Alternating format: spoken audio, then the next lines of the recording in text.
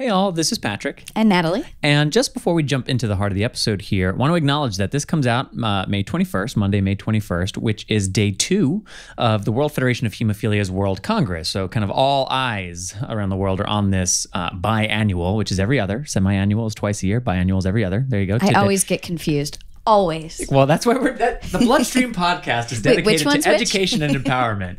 Biannual is every other. Semi-annual, so when the auto dealership is like, our semi-annual blowout, oh, must go. They're doing that multiple times a year. Okay, so it's not that special. Right. Biannual is like... every other, you better make sure you've got the time protected. But in case you can't. In case you can't, and for those who aren't at the Congress, and frankly, even those who are, because there's so much going on, we wanted to use BloodStream in some way to help provide you with some insights as they're happening. So you may have listened to last night after day 1, May 20th. I'll have done a brief record. We're doing this ahead of the trip to Scotland. Natalie won't be coming with me. I will be going there. I know. But so in the future, I'll have recorded the May 20th recap by now, and that should be out on the BloodStream Podcast RSS feed. And likewise, after day 2, 3, 4, and 5, I will be doing some little recap, some takeaway from my experience at the Congress that day, observations, sessions that stood out, hubbub that I was hearing a lot of. I'd love to be able to pull some interesting people, back over to my podcast setup to join me on that. I'll see how successful I am with that effort. But you won't hear Natalie and I talk at all about World Congress for the rest of this episode because, again, we're recording this ahead of time. So we're going to focus on news, stories, and events that are unrelated to World Congress for this recording. And hopefully you enjoyed yesterday's recap and you'll enjoy the 4 that are to follow, right? Yeah, Patrick's World Hemophilia, the skim, if you will. Oh, very good. Very, very good tie-in. And of course, whether we're recording in Los Angeles, the headquarters for the BloodStream Podcast, or in my childhood home in New York with my mother downstairs, which is what Natalie and I are doing now, or recording in Scotland during the WFH's World Congress, we are always thankful to our supporter, Shire, for making the BloodStream Podcast possible. Yeah, and for that, as always, we say thank you, Shire. All right, let's get to it.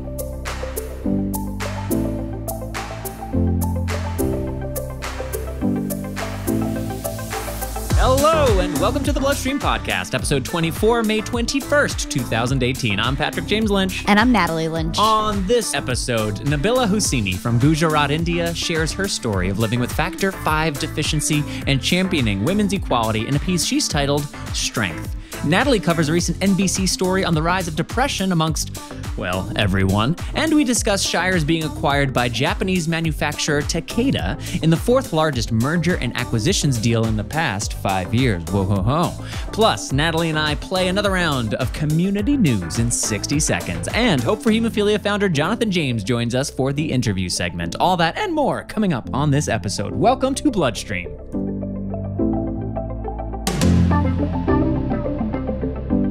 Episode 24, Natalie, how do you do on this fine May day? Well, we're in New York. We are. And I love New York in the springtime. Yes, you do. And it's been kind of beautiful. Rainy today, but it's been beautiful otherwise. Yeah, but I don't mind the rain. I don't know. I feel like I love Los Angeles, but there is something special about 4 seasons of the East Coast. It's nice to visit. It's wonderful to live in Los Angeles, but not digging a car out of a snowstorm in late April is fine with me. I'm super happy not doing that. I mean, I get that too. But yeah. It just, when I'm here, it makes me happy. Well, I'm glad you're happy. I'm glad we're here. We were here, well, I was here at least for National Hemophilia Foundation's Spring Soiree, which took place just a couple weeks ago from the time you're listening, only a couple days ago from the time we're recording. And a few different honors were extended that night to Genentech, to Dr. Margaret Ragney, to Dr. Michael Tarantino, and to the acclaimed and oft spoken about on the BloodStream Podcast, Jeannie White Ginder. It was a lovely night. Some great fundraising was done. There was a nice level of enthusiasm in the group. And it's an interesting event. There's like not another event on the calendar that kind of brings together that group of people in particular in that intimate, ultimately, of a setting. So it's a beautiful evening too. Unfortunately, I had to miss it this year, but I've missed it. I missed it this year, but I've been there before, and it's Chelsea Piers, that's right on the water. Exactly. Everyone's dressed up. Everyone's feeling beautiful. Yeah. So that was really nice. I'm appreciative that I was able to participate in that. And I was there with the team from NCHS, who we do the Powering Through panels, Powering Through keynotes, and the Powering Through podcast with. Been working with them for 5 years. And in addition to being a great partner, there's also just a lot of friendship, frankly, amongst their team and our team. Yeah, so it was fun to be with them in that setting as well. So a couple other pieces of housekeeping before we roll along here. The latest is, speaking of the Powering Through podcast, man, that was a transition and I totally missed it. It was right there for me. The Powering Through podcast, the most recent episode features Mother Liz Cedeno, whose son Milo, by the way, gave an amazing speech. He is, I think, 10, has hemophilia A and inhibitors, has been through a fair amount, a lot of ports, infections, some scary moments. But he gave a speech that I found out he wrote the night before and was awesome. And he wrote it. And it was great. And I had a feeling he wrote it because his command of the language was so good, but the word choice and the sentence structure was a little advanced for his age, but he was owning it so well that I was like, I think this kid wrote this. And then I found out not only did he write it, he wrote it the night before. Kids are amazing. He was awesome. You can hear his mom, Liz Cedeno, as well as Hemophilia Association of New York Executive Director Linda Mugford. And I don't know if you've ever heard of this guy, but Chris Bombardier on the Powering Through podcast from Hanny's Family Weekend in late last year. The most recent Ask the Expert podcast with host Chris Bombardier features University of Denver, Colorado physical therapist Sharon Funk, and she covers with Chris how physical therapy for people with bleeding disorders has evolved over the course of her career, how the introduction of prophylaxis and now the introduction of these non-factor replacement therapies, the anticipation of gene therapy, people living with healthier joints, it's altered the way physical therapists think about their role. And you can hear about that from Sharon Funk. To see the most recent episodes or listen to of those podcasts or other episodes of the BloodStream podcast, go to bloodstreammedia.com. As always, links in the program notes.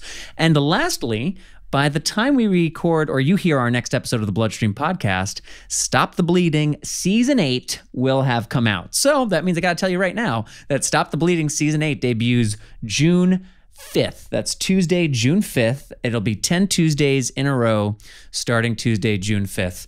I won't go on and on about it right now. I really hope you enjoy it. I'm extraordinarily proud of this season and the army of people it takes to make this incredible thing happen. The feedback from our most recent, April's been a huge travel month, April into May for me. Was in Michigan. Oh God, am I really gonna do this? We were in Michigan, Florida, Colorado, Minnesota / North Dakota. I think those are the 4 in the last 4 or 5 weeks, but doing Stop the Bleeding activity books and some Powering Through sessions. And it's just so wonderful exposing people who don't know about Stop the Bleeding to Stop the Bleeding, because it's such a unique resource and thing to enjoy within the community. And every year I think we get better and better about making it funnier, making the content stronger, raising the production value, and making the themes and educational takeaways that much easier to identify, not weaving them in quite so deep in the content, but letting them sit on the surface a little bit more so that it's easier for people who want to facilitate conversations around these episodes with people to recognize where the takeaways are. Anyway, all that's to say, June 5th, Stop the Bleeding, stbhemo.com. And Natalie, do you know where you can find links if you want to just click a link? In the program notes. You got it. All right. So that's that. We'll be, we're going to play a little music and come back with a like segment. All right.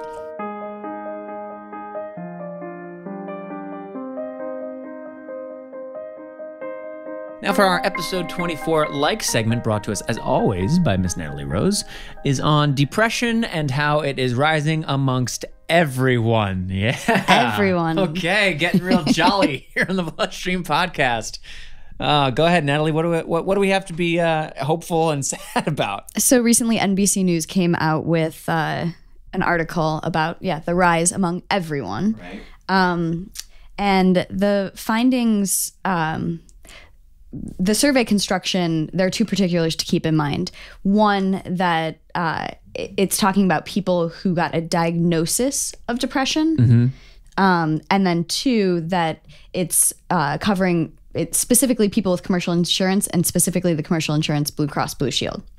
Okay. So Blue Cross Blue Shield, it's a large population, 41 million insurance holders. That's a lot of people. So this is a representative study, right? And most people are on a corporate insurance plan, in right? America, in general? most people are, yes. Okay. So it's representative in that way, and it's a large population. Even if it is a specific population, it is a large and representative one. Correct, of here in the United States. So some interesting things is out of the 41 million insured, they broke it up into age brackets. So among all the age brackets, starting at age 12, going to age 64, I believe, there's an increase. So the survey looks at from 2013 to 2016, so very recent data, and a short period of time to see such a jump, right? Yeah, and all these jumps are unfortunate, but there's some interesting particulars in here. Yeah, so one of the interesting things is depression is greatest among 35 to 64-year-olds in this country.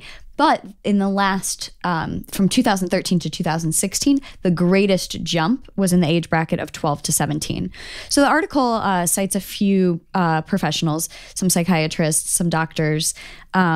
Reasons for this increase are people are generally busier, that there's a lack of community, that people are in front of screens a lot more than they're in front of other people.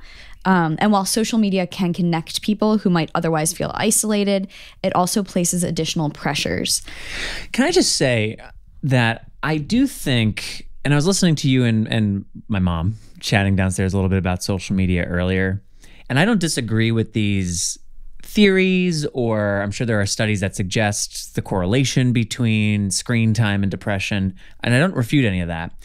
But I do feel like it's very easy for the medical community to point at non-medical events and circumstances that are causing more depression, when I could also argue that because of social media, things like the Me Too movement jump to the forefront, and we have trauma that people are re-experiencing and willing to talk about and deal with, and then maybe bring to their clinic setting and get treatment for, et cetera. And that's because of social media. So yeah, there's downsides to the connectivity and the anonymity that social media provides, but there's also upside because there is community building. Typically suppressed or typically oppressed or underrepresented voices have an opportunity for amplification, which allows issues to rise to the surface culturally and then be dealt with appropriately. So I know we're going to get to this, so I'm stealing our lead a little bit. Yeah. But maybe social media is also just helping us diagnose more people with depression, not only making more people depressed. Maybe we're just identifying more depression because of social media. Yeah, I think it's a good news, bad news thing. And so they say increased screen time also leads to sleep disruptions, and anyone who in the middle of the night with the lights out are, flipping through Instagram, you have a harder time going to sleep. That's a pretty well understood thing now. Yeah. Studies have proven it, and anyone who's done it knows. Right. Another interesting thing that this survey touches on is that most of these 41 million insurance holders also had other conditions, and 29% had 4 or more other diagnosed conditions. Which, just on the surface, it kind of makes a lot of sense. I mean, it's dramatic to hear that, but it also makes sense that if you're grappling with living with, managing, and trying to thrive in life with 4 different medical conditions, on top of any other socioeconomic and conditional factors, that you're going to be more predisposed for depression, it makes great sense. But hearing the actual number, 29% of these people actually are wrestling with 4 or more things, is it's striking to hear, but it does make sense. And then teasing that out even further, you could say are people who have 4 or more conditions, they're headed to doctors more often. Like if depression is the only thing that you're grappling with, but you're not going in to get anything regularly checked, are you apt to then just make an appointment with a psychiatrist? So that you're sort of in the checkup. Yeah. If you have these other conditions. Yeah. So maybe making a psychiatrist appointment or psychologist appointment doesn't seem like a big deal because you're already doing a lot of management of your medical life. That's a good point too. And then on the other side, and I think this conversation is sort of illuminating how different and tricky this is, because you could also argue, and I'm sure it's certain people's experience, I've heard people say this, if you're going to doctor after doctor, you get fatigue. So it's okay, I'm missing a leg, so I got to do my missing leg thing. Okay, I have eyeball surgery, so I got to get my eyeball surgery thing taken care of. But I think depression, anxiety, any kind of mental emotional disorder, if you're feeling fatigue, is likely to be the thing on the chopping block if the other things are, only so many days in a week. Yeah, and I just feel like our mental health and our self-care on a more intimate level is the thing that gets the short straw, in these circumstances. So on one hand, maybe it encourages people to take another step and book that psychologist appointment as well. But it also might be the thing that people are like, I just can't. I got to draw the line somewhere. And it's here. I've done that. And unfortunately, drawing a line at your mental health, I mean, but that, when you put it that way. It's like that. Maybe that should be the first one. Because if that's in being regularly taken care of, it'd be easier to manage some of the other stuff. Exactly. But yeah, so it's an interesting article. And while you can look at it and be depressed by it, that depression's on the rise, it's the diagnosis of depression that's on the rise. So maybe that's a good thing. Maybe more people are seeking treatment and going in, and it doesn't, many people who report symptoms of depression say they haven't been diagnosed or sought treatment for it. So I don't know. I think that people are taking their mental health a little bit more seriously, and maybe that is the good news of this increase. Or, maybe we're as a society being more depressed. I don't know, but it's something to note, and it's something to look at as a society, as a community, and how do we address those who are seeking help, and how do we encourage those who are having symptoms to seek help. And to that point, and I know we're running along on this segment, but it's an important topic. So a couple things we want to kind of wrap with. According to the CDC, what are symptoms of depression? Feeling sad or anxious often or all the time? And actually, we all can be like, yeah, I'm feeling anxious. But if you're feeling sad or anxious all the time or often, that's significant. Not wanting to do activities that used to be fun. Feeling irritable, easily frustrated, or restless.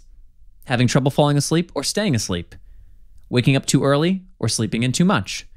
Eating more or less than usual or having no appetite. Experiencing aches, pains, headaches, or stomach problems that do not improve with treatment. Having trouble concentrating, remembering details, or making decisions. Feeling tired even after sleeping well. Feeling guilty, worthless, or helpless.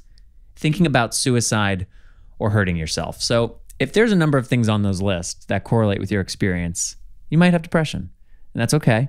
You just have to take the appropriate actions to make sure that you're accounting for it. And to Natalie's, one of her last points, the good news is this study is talking about an increase in diagnosis.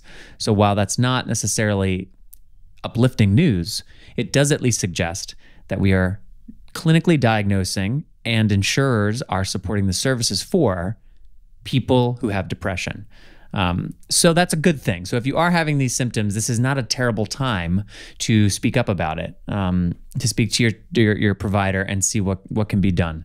You pointed out, Natalie, how the greatest increase was amongst 12 to 17-year-olds. It went from 1.6% being diagnosed with depression to 2.6%. So still a low percentage relatively, but that percent increase is 63%. That's really big.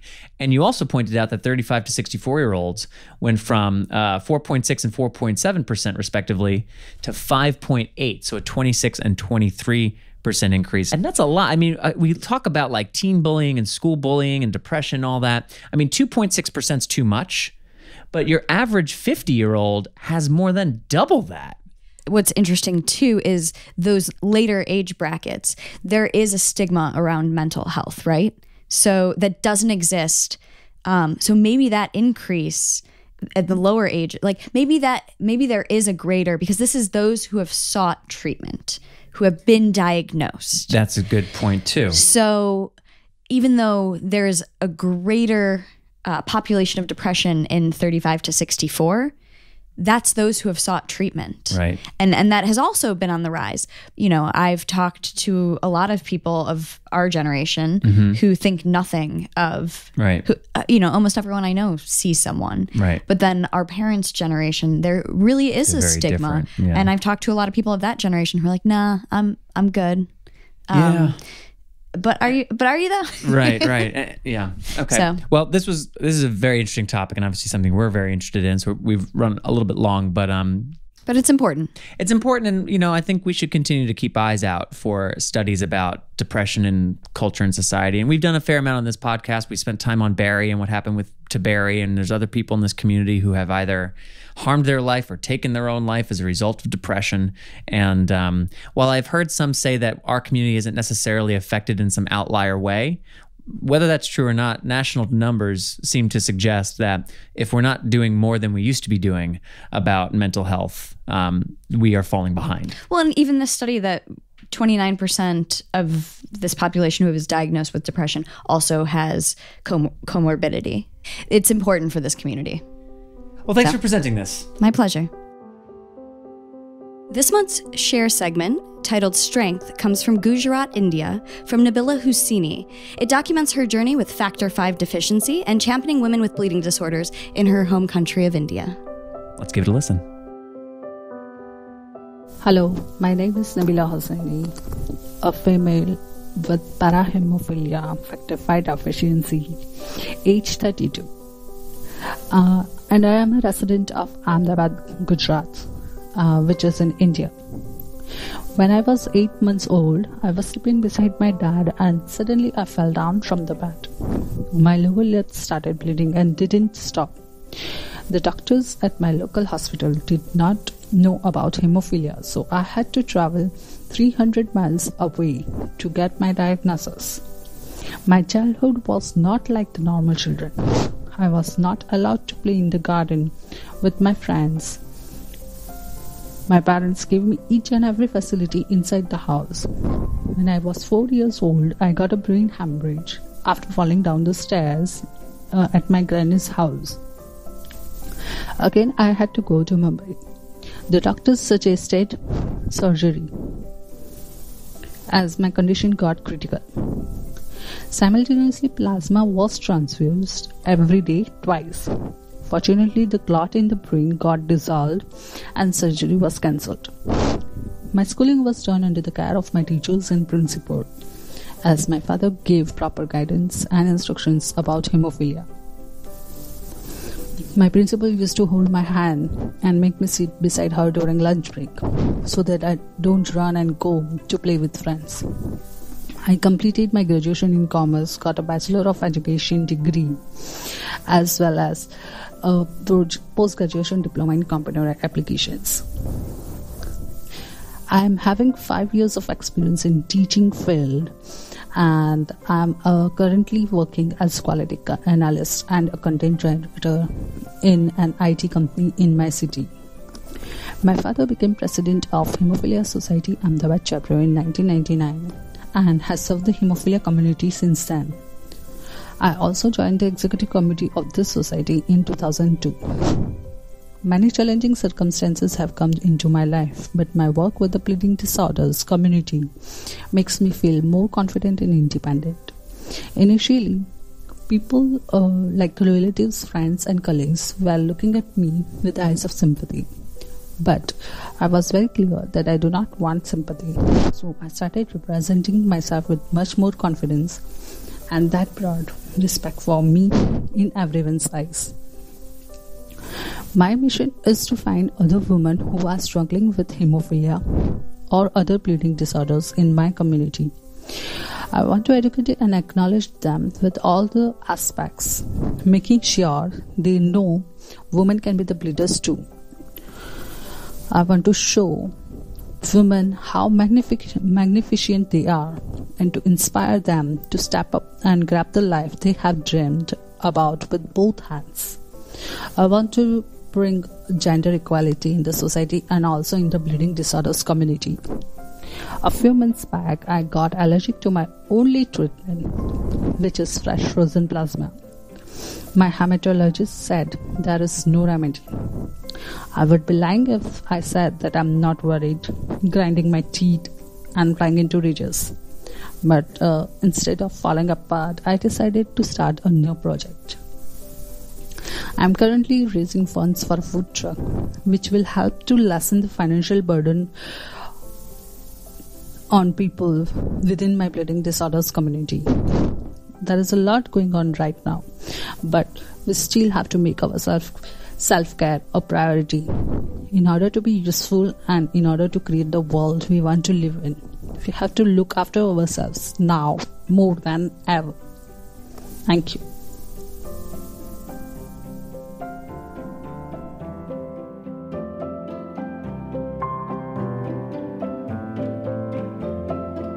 Thank you, Nabila, for sharing that piece with us, and more importantly, for the incredible and inspiring work and necessary work that you're doing to fight for women who, not only those who have bleeding disorders, but fighting for women to have equal societal rights in general in India. And Natalie, we know that here in the US, more needs to be done to appropriately account for women's health in general, women with bleeding disorders specifically. And then when we think about various countries and cultures around the globe, it's so important to have people like Nabila who are on the front lines in their native country. Local advocates. Exactly. Who are members of the populations being advocated for. You and I can agree that women in India should have equal rights to men and have equal healthcare access to men. But even you as a female being an American, and of course me as a white male American. I mean, you can be a champion for other people. Right. We can amplify their voices and we can help support them. But without people like Nabila, these things don't happen. Yeah, it's essential. And I mean, her piece was incredible, and the work she's doing is incredible. So please keep it up, Nabila. And again, thank you for sharing with us. If you want to read her written version of the piece you just heard, you'll find it at bloodstreampod.com/blog.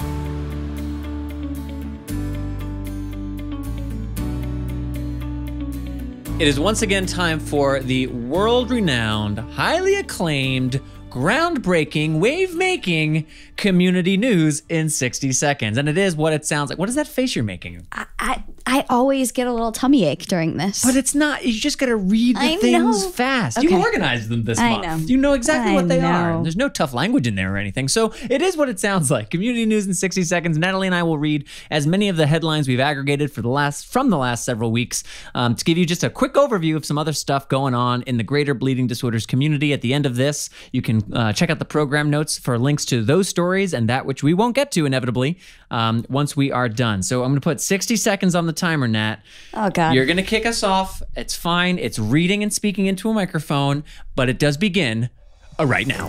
The U.S. Food and Drug Administration granted breakthrough therapy designation to Genentech's Hemlibra for people with hemophilia A without factor VIII inhibitors. In recognition of World Hemophilia Day 2018, BioVaradov is sharing the stories of people with hemophilia in the developing world to highlight the life-changing potential of adequate treatment. Gene Therapy Story 1 of 4. Salk Institute scientists have combined CRISPR-Cas9 gene editing with stem cell technology to generate a one-time autologous cell therapy for hemophilia B. Gene-edited stem cell-derived liver cells remain viable and functional in hemophiliac mice for nearly a year, just after one single injection. That was really good. From mice to monkeys in Gene Therapy Story 2 of 4, Plus Pathogens, a peer-reviewed journal published a gene editing study in which monkeys set the stage for further HIV cure research. Scientists succeeded in editing the monkey stem cells to resist an HIV-like virus and ultimately shrink their viral reservoir. Gene Therapy Story 3 of 4, this time starring dogs. Gene therapy injected into dog muscle fares well in hemophilia B study. It was completely corrected hemophilia B deficient blood clotting in a safe and well-tolerated manner for several years in animal models for the condition. Gene Therapy Story 4 of 4 from CNBC News. New gene therapy designed to cure hemophilia could cost $1.5 million or more, according to May 7th analyst. No, not bad. That was pretty good. I'm impressed. We did really well. I held it together. Hey, that gene therapy, you crushed it. High five for that, because that was really good. All right, for more on those stories and those which we didn't get to, check out the links in your program notes.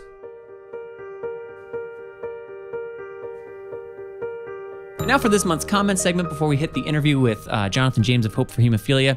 So it made waves the last several weeks that Shire, formerly known as Baxalta, formerly known as Baxter, is now acquired by Takeda in the fourth largest mergers and acquisitions deal in the last 5 years. It's the largest acquisition by a Japanese-based company. And Takeda had been struggling with its stock dropping 27% in 2018 before this announcement, which hopefully will give some new life to the company. So just want to take a couple minutes. We are now, in addition to there being some brand new companies to our space, such as Alnylam or Spark Therapeutics or Unicure. We also have these acquisitions and these mergers. Sanofi recently acquired BioVaradov. Now Takeda is acquiring Shire in this mega deal. It's just good to take a pause, I think. And what was that? Well, it just makes me think of like Snoop Dogg or Prince, like formerly known as...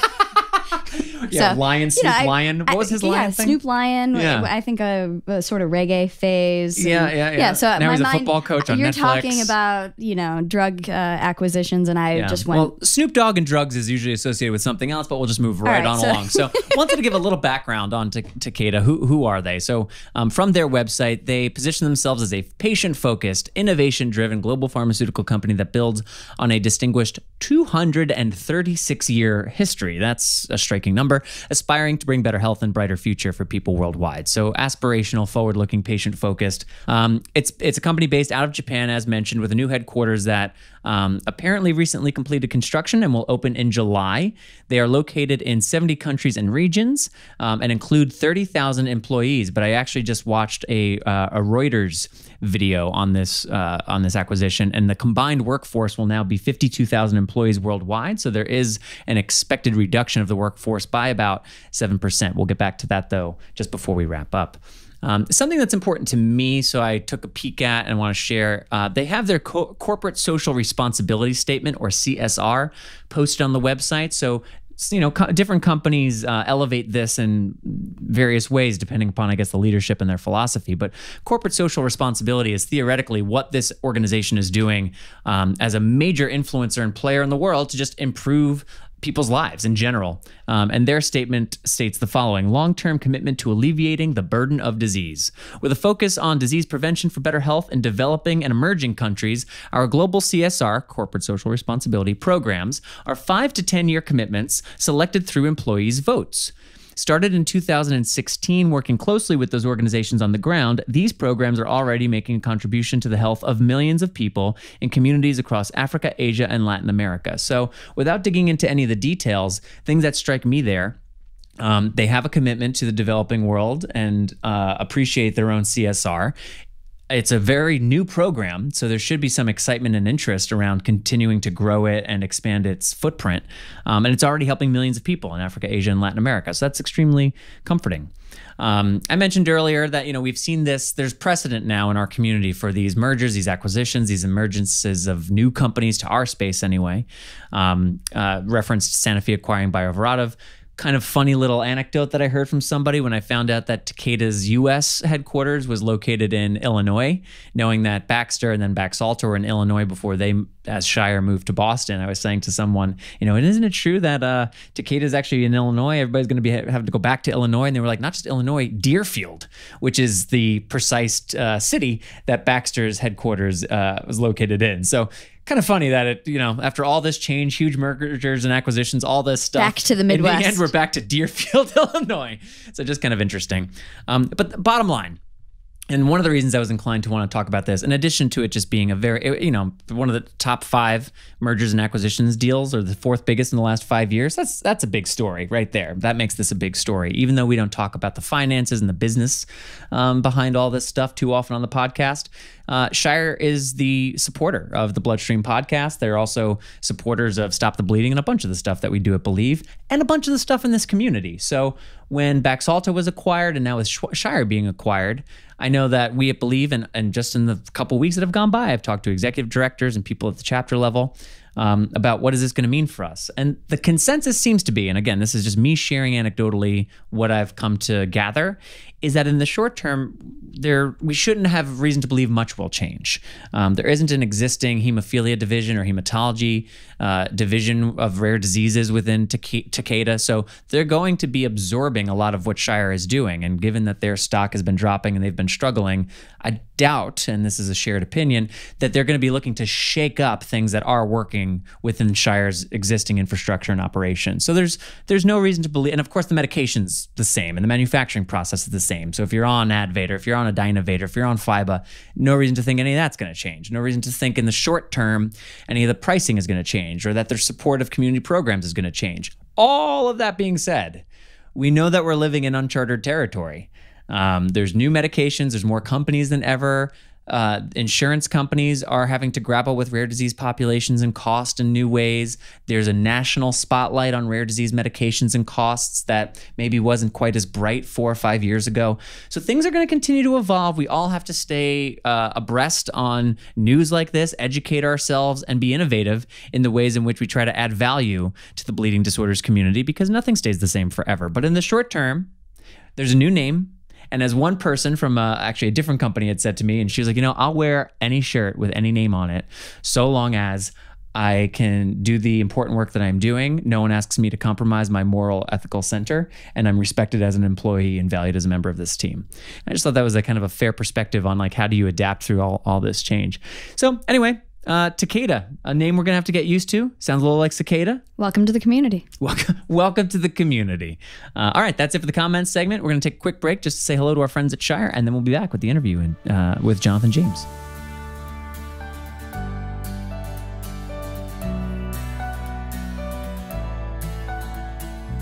Well, as we just discussed in the comment segment, we might not be using this name for too much longer. However, we're going to have to change things. I know, it's going to be wild. But right now, as of right now, the BloodStream Podcast is made possible exclusively by Shire. And for that, as always, but maybe not forever, because things change, we say... Konnichiwa. No, we say thank you, Shire. Oh.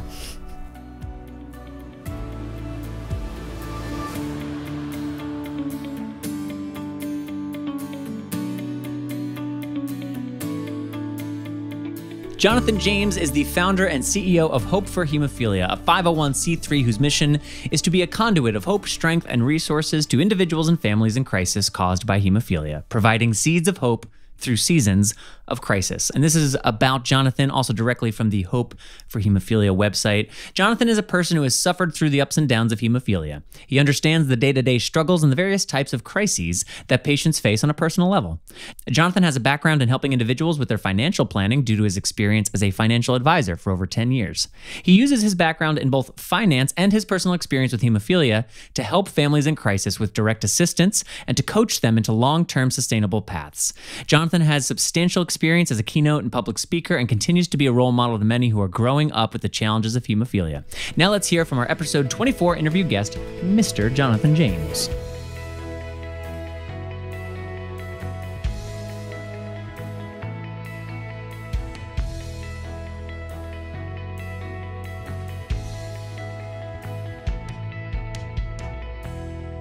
Okay, joining me now from Louisiana. I'm assuming you're in Louisiana, your home state, but I guess I shouldn't start off the introduction with an assumption, but here we are nonetheless. Joining me from somewhere is Hope For Hemophilia founder and CEO, Jonathan James. Good afternoon, Jonathan. Hey, Patrick. Great to be here. So, Jonathan, we've known each other now for a few years, and I've been aware of Hope For Hemophilia for a few years and have watched on the sidelines as the organization has grown its presence in the community and its service to the community. But you are the founder. It is your brainchild. So please, if you could tell us, what is Hope For Hemophilia, and maybe give us the story of Hope For Hemophilia. How did it come into existence to begin with? A couple things, I guess. I was born with hemophilia, severe, and grew up with hemophilia in a very unique time. Kind of grew up through the HIV years and hepatitis C. All of those things were, very different than what you see kids growing up in today in some respects. And so we had our own set of challenges. I lived accustomed to getting treatment in the emergency room a couple times a week, almost it seemed like, when I was growing up. And so it was just a very unique time to grow up with hemophilia. We were largely taught back then to keep it quiet and to not share our story. And, that affects a person's development over time. And so I went along and kind of kept it quiet and did as good as I could to just go through my struggles quietly. And that was not always easy, but I had an amazing family. I had an amazing support system.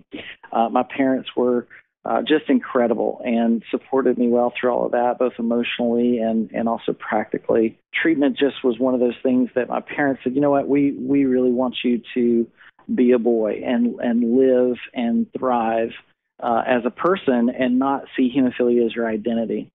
And so one of the things that really was unique, I think, about my growing up years is that I was not super involved in the community. I went to a few chapter meetings here and there. I was a person that sort of, embraced who I was, but really saw hemophilia sort of as my enemy and something I should reject. And so developmentally, on an emotional level, that really caused me to sort of not share my story, not talk about it in public, but really with withdrawal when those things came up. So when I would have pain, I often say that hemophilia is publicly normal, but privately painful.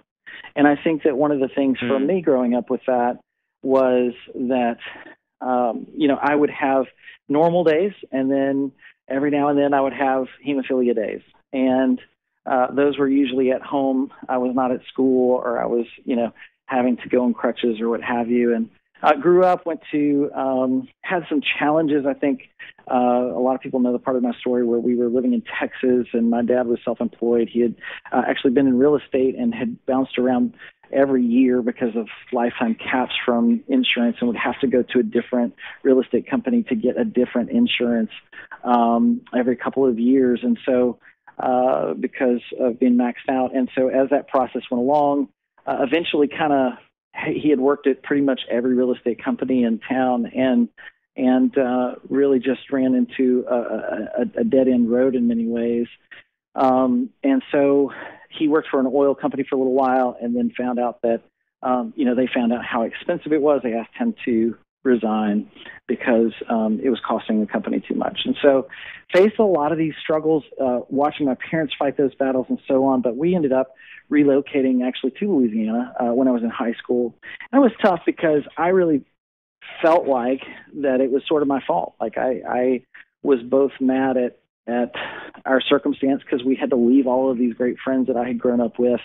And then also I had to, I saw my parents go through hardships where they were really struggling to relocate, didn't know anyone here. And there were some better opportunities from us from a treatment level as well as from an access to factor at the time because of some state level programs they had here that were unique to Louisiana. And so in that process, I just felt like it was my fault. I felt like it was really, I was the one that had caused this hardship, not only on myself, but also on my family, and kind of struggled my way through college. It was a very difficult time and so on there as well, just for having surgeries, having bleeds, trying to learn how to manage those things.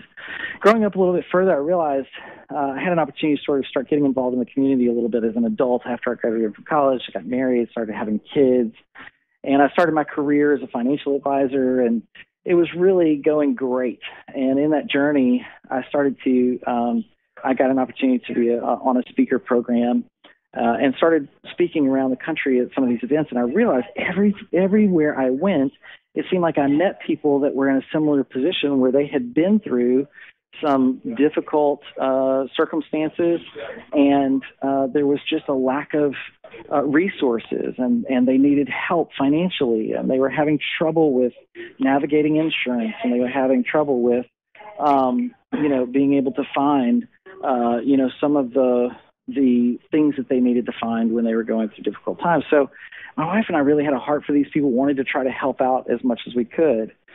Fast forward a little bit of time, and we started getting involved in the chapter, helping out, doing different things. And I ended up in a very difficult season. I ended up in a wheelchair. My wife was pregnant with our fourth child at the time.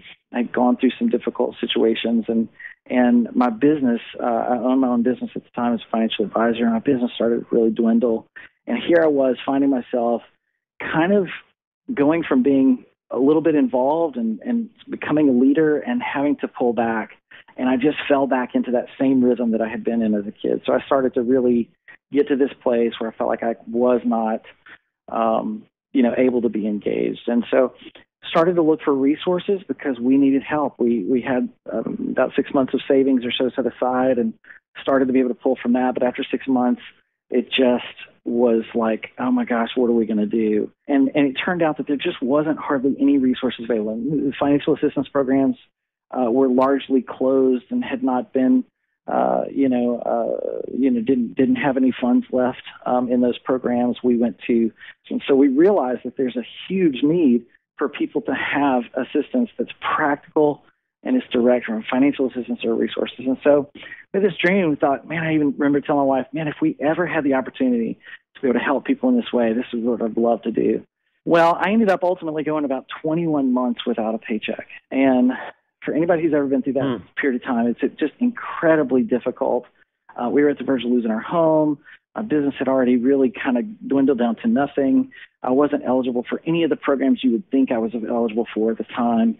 And really our community locally really rallied around us. People that we knew, but people that we didn't even know, heard about our story and we saw some of the craziest things happen. We had people that would literally drive by and look into our mailbox and pull a bill out and actually pay the bill before we even had a chance to open it ourselves. And I can remember moments thinking, oh my gosh, I know that the light bill's I know the lights are about to be cut off anytime. And here I am in a wheelchair. My right arm has been deteriorated all the way through, and I can't move it.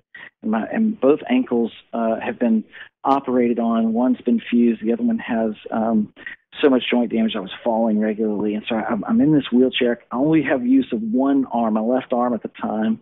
And I'm just consumed with worry and just overwhelmed by the circumstance and feeling limited. My wife's on bed rest with having our fourth child, and it's just like, man, if it could go wrong, I used to jokingly say that, man, if there's a pothole, I'm going to find it. And I just felt that way. I felt like everything was going wrong.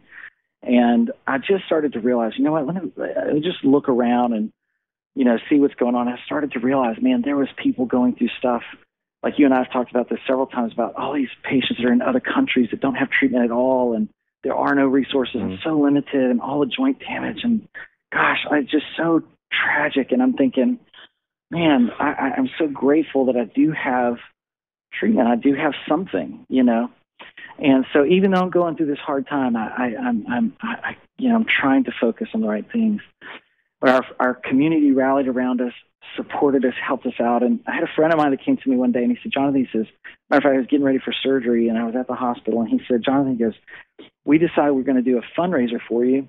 And he said, I'm actually on my way to the attorney's office, and we're going to start the Jonathan James Foundation. And I said, wait, let's don't do that. If you're going to do that, I said, I appreciate the opportunity. I said, I would love to be able to use this as an opportunity to help others someday. And I said, let's not name it after me. Let's name it Hope for Hemophilia. And he said, no, that's fine. Let's just do it. And so the IRS, being the IRS, took about 18 months or so to give us approval, which was actually interesting because by the time we got approval, we did a fundraiser. We raised about $14,000. By that time, I was already I had finished my surgeries, I'd gone through some rehabilitation, and I'm getting back on my feet, and I was actually back at work. I took a job in Baton Rouge and started working for Hancock Investments and running a big division of their investment company at that time. And so things started to look up for us, and we were actually getting back on our feet, both literally and figuratively. And through that process, we were able to take that $14,000 and immediately start helping out people that were going through a similar situation that I had been through. And it was just one of the most amazing times because it was all word of mouth. It was all just, man, what can we do to help? Let's just jump in and help. And so we started helping people out in the way that we really had hoped that somebody would have been there for us. We started helping out with, paying people's light bills and helping to make sure that somebody's car didn't get repossessed when they were going through a surgery. And so after a little while, we really felt like that this was a need because we're getting all these requests word of mouth. And we're thinking, man, there's enough of these requests coming through. We think maybe this is, we've seen the need. We feel like there might be more out there if we just kind of let people know. And so we started to kind of go down that road. And as it went along, we were able to start to develop some processes that it took to be able to, ask the right questions. And we formed a tier process to make sure that we were prioritizing people that were in a crisis caused by hemophilia. And then we developed a review committee so that there was a group of voices that were able to look independently at these cases and make sure that the money was going to the right places at the right times. And over that time, we really were spending a lot of our energy encouraging people over the phone. We were spending day in and day out telling people, you know what, you're not alone. It's going to be okay. You're going to make it through this. We understand what you've been through. But you know what? There's another day around the corner. Just hold steady. Let me tell you something. You're going to make it. And so we started to share that same type of encouragement online and realized that it was a message that was really resonating with the whole community. Everybody needed to know that they were not alone. Everybody needed to know they weren't the only ones feeling sometimes that part of hemophilia where it's publicly normal and privately painful. But they needed to know that even in those days when they felt weak or they felt lonely or they felt like it wasn't all going to work out, that somebody else understood and that they were saying the same message, that, man, you know what? You're going to make it through this. It's going to be okay. You're not alone. We were able to help thousands of people last year. We actually gave away over $231,000 directly to paying somebody's light bill, helping them make sure they didn't get evicted while they were in the hospital, making certain that they were able to keep those vital services, get emergency food assistance when they needed it, and then also being able to help them find additional resources. Matter of fact, in our Resource Connection program alone, we helped with over $10 million of resources for people to be able to get access to critical things like, finding a helmet, a cryo cuff, knee pads, being able to get wheelchairs and crutches when they need them. And so the needs are still today. We discover thousands of people that are in need, and we're just so thrilled that we get to be able to serve this community with really a very similar situation that really all started because I had to go through a hard time myself. I realized this was a huge need, and we wanted to do something about it. So we're excited about what we've been able to accomplish, but man, we are far from being able to accomplish everything that we want to. And what does that look like? What does the hope going forward look like? Or maybe a better question, how have you structured the ways in which you support people? You spoke to the standards that you started to apply for considering people's request for support and ensuring that it was some type of crisis linked directly to hemophilia. So you've spoken about some of the ways you've kind of structured and operationalized this aspirational, service-oriented pursuit to help. How have you structured that programmatically so that you are optimizing what you're able to do for those most in need? One, we have our direct patient assistance program, that's the program I was mentioning where we gave $231,000 directly to families that were going through a crisis.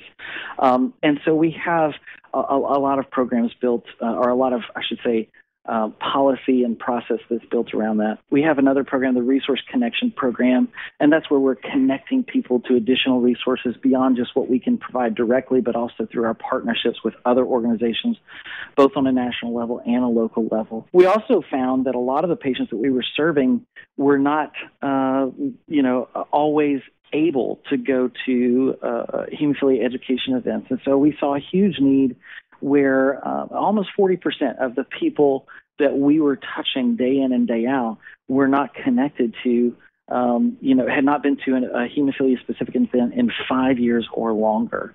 And so one of the things that we realized was that the scope of resources that are out there, as well as, just the information that's available is changing day in and day out, as you know, in this community. It's lightning speed over the last 5 years.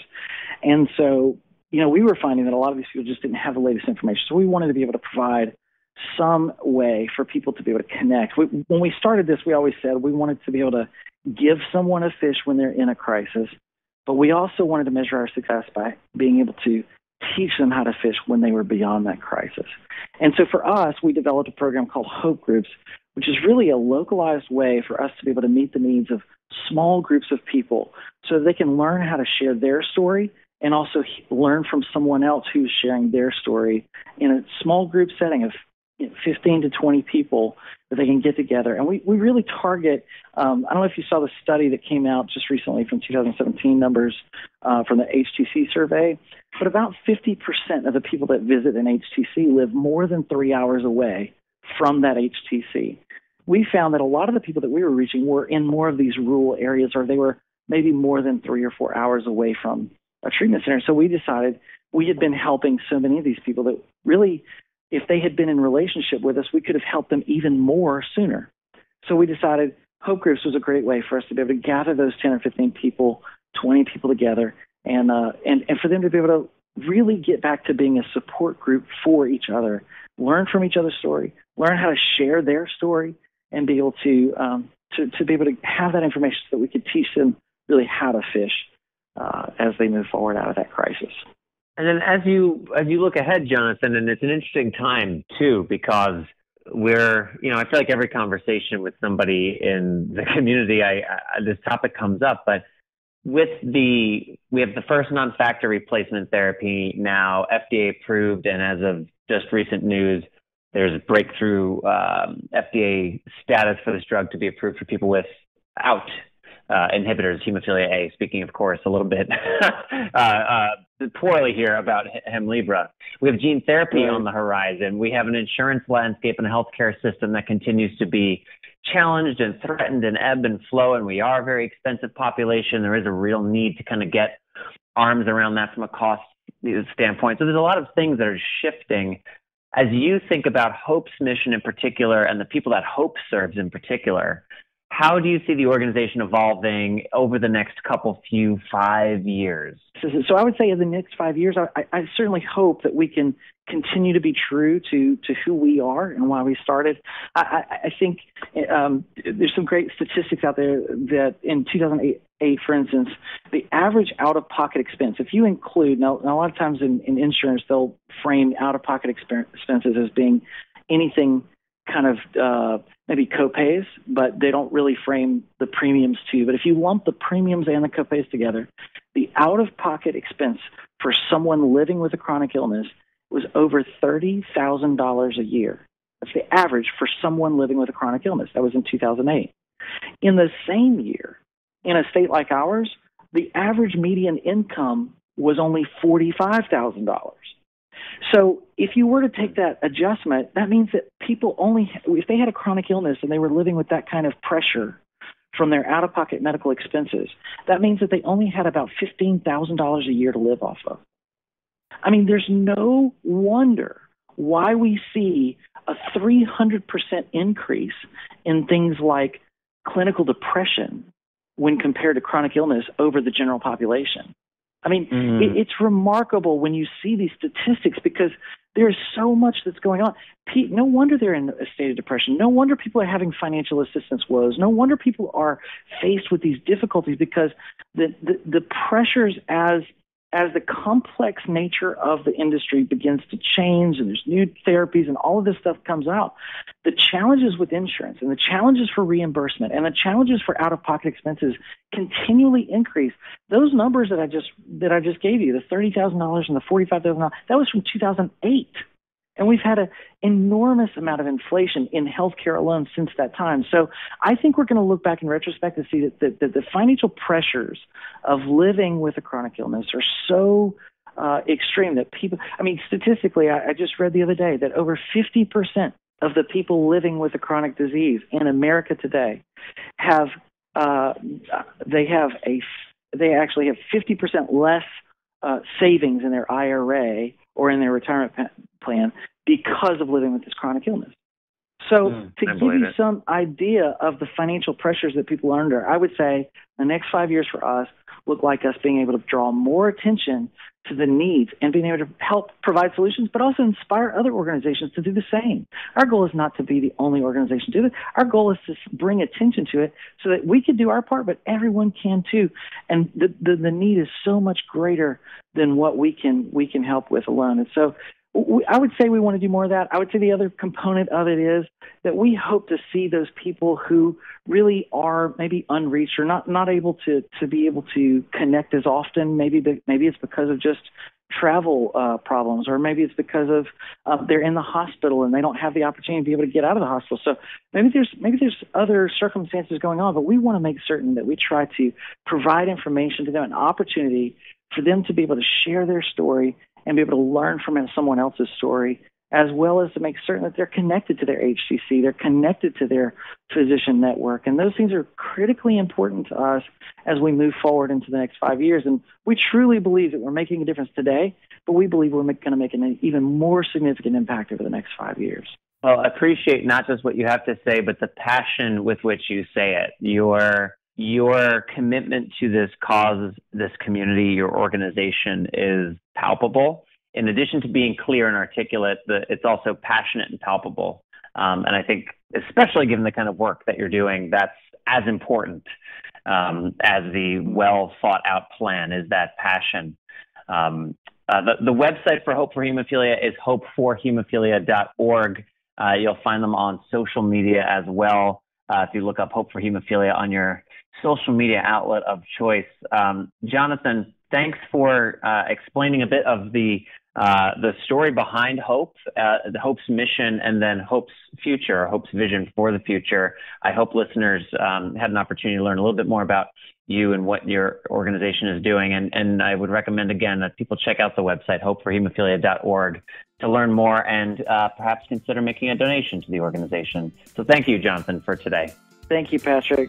Always a pleasure. Talk to you soon. Sounds good. Thanks so much.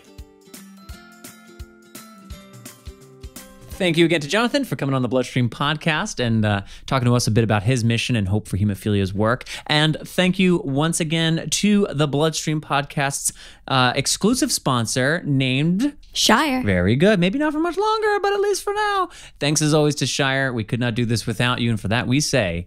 Thank you, Shire. All right, let's get into the last segment here before we wrap it up. That is our parting shot. One last thing to leave our audience with, Natalie, bleeding disorders related or otherwise, before we say goodbye. And your parting shot for May episode 24 is... Well, my parting shot is a big shout out to physical therapists. Oh. I've never in my life had to go to one until recently. And... wow, the work. No, I'm just like, no, I know. I guess I didn't fully understand the scope of what physical therapists do. And I know that they're a huge part of this community, right? And I have been going to one for about a month now for my back. And it's really like the knowledge, the homework that I've been given to do at home and haven't been always that good at, but they're incredible. So I just have a grown appreciation for the work they do and for my recent experience with them. So thank you if you're a physical therapist and listening to the BloodStream podcast for all you do. And a reminder that the most recent Ask the Expert episode with host Chris Bombardier features physical therapist Sharon Funk covering the changes and evolutions to physical therapy in the bleeding disorders community since her career started over 20 years ago. So, what's your parting shot? So, earlier this month, I attended the first ever Unlonely Film Festival that was produced by the Foundation for Art and Healing, and I met the president of this organization, Jeremy Noble, through a contact, and he's a public health professor at I think one of the Ivies in New England. And he shares this opinion with others. He's not the only one who has this belief that loneliness, and this ties to what we were talking earlier about with depression, is a crisis. It's an unaddressed crisis. And I don't have the statistics in front of me, but Jeremy, as a public health professor and expert, could cite the supporting evidence. So the mission of the Unlonely Film Festival, again, as a part of the foundation's work, is to show content and films, mostly short films, but some feature-length films, that are intended to help reduce isolation and stigma amongst those who are feeling lonely. So one of the films that I saw was on addiction. It was a 5-minute short done by, I think it was a German animator, extraordinarily simple, but very well done. With just some specific elements on a couple pieces that really help tell the story of this little creature, this little cartoon, who's walking along a path of life and then encounters a substance and tries it, makes him feel amazing. He goes floating through space, has the best time ever, but as it wears off, he crashes, hits the ground, but dusts himself off, keeps on going down the path. But of course, he comes across that substance again, and we watch this little creature unfortunately become addicted and ruin his life over the course of 5 minutes. And it was just a beautifully done piece. And it makes me think, addiction is something that if you're struggling with it, yeah, sure, maybe eventually there's a counselor or a hotline or a person or something that makes you feel less lonely and connected to a community, a resource, something that makes the burden of addiction easier on your life. But perhaps that's not the case for certain individuals. In fact, we know it's not.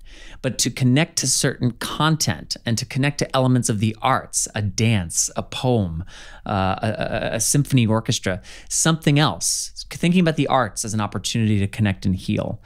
That's what this organization's all about. That obviously touches a deep chord within me. And then the highlighting of this particular content through their film festival just felt like, whoa, this is an awesome organization for me and Believe and Entertainment to Affect Change to know about, because they are also viewing the arts as an opportunity to make a difference in people's health And that's obviously something we believe pretty strongly in here. So I recommend checking it out. The Unlonely Film Festival, their films are available online. We'll have a link to their website in the program notes. And then again, the overarching entity is the Foundation for Art and Healing, which is artandhealing.org. And that, unfortunately, is all for this episode. Special thanks to everyone at Believe Limited, the National Hemophilia Foundation, Entertainment to Effect Change, the Hemophilia Alliance, and our sponsor, Shire. Thanks as well to Nabila Husseni for sharing her strength, and to Mr. Hopeful, Jonathan James, for being our interview guest. Check out BloodStreamMedia.com and subscribe to the BloodStream Podcast, Ask the Expert Podcast, the Powering Through Podcast, and the Bloodline Podcast to hear all of BloodStream Media's podcasts for the bleeding disorders community. You can email us at mailbag@BloodStreamMedia.com. You'll also find Bloodstream on Facebook.com/BloodstreamMedia and on Twitter @BloodstreamInfo. Reminder to check out the program notes for this episode in your podcast player or on BloodstreamPod.com for links and additional information about the various stories featured on this episode.